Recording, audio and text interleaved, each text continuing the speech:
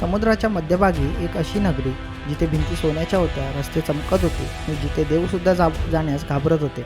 ही फक्त रामायणातील कल्पना होती की खरंच पृथ्वीवर कधीकाळी सोन्याची लंका अस्तित्वात होती. नमस्कार मित्रांनो, तुम्ही पाहतात मिस्टेरियस मराठी. आज आपण जाणून घेणार आहोत की भारताच्या इतिहासातील सर्वात मोठं रहस्य, रावणाची सोन्याची लंका. लंका खरंच सोन्याची होती का? रावण इतका प्रगत कसा होता? आणि आजच्या श्रीलंकेत त्या लंकेचे काही पुरावे अजूनही आहेत का? चला या रहस्याच्या खोलात उतरूया. रामायणानुसार लंका रावणाने बांधलेली नव्हती, ती बांधली होती विश्वकर्माने, देवांचा शिल्पकार. आधी ही नगरी कुबेराची होती. कुबेर म्हणजे धनाचा देव, त्यामुळे लंका वैभव, सोने, रत्ने यांचं केंद्र होती. नंतर रावणाने आपल्या तपोबलाने कुबेराकडून लंका जिंकली आणि ती स्वतःची राजधानी बनवली. म्हणजेच लंकेचं वैभव हे रावणापूर्वी अस्तित्वात होतं.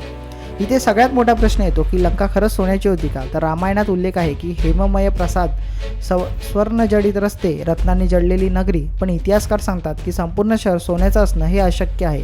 पण शक्यता काय? तर भिंतीवर सोन्याचं प्लेटिंग, पॉलिश केलेले तांबे व पितळ, सोनं रत्नांनी सजवलेली राजवाड्यांची रचना आणि हाय रिफ्लेक्टिव्ह आर्किटेक्चर, यामुळे लंका सोन्याची वाटायची.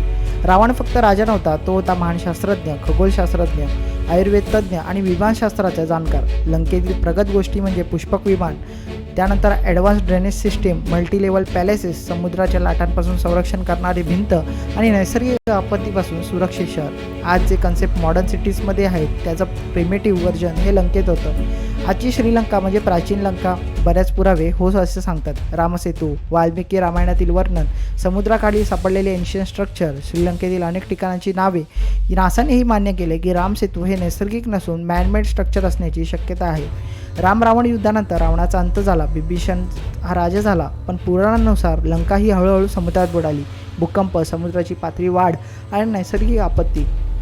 आजची श्रीलंका त्या लंकेचा उरलेला भाग हा असू शकतो. सायन्स मान्य करतं की एन्शियंट ॲडव्हान्स सिव्हिलायझेशन एक्झिस्टन.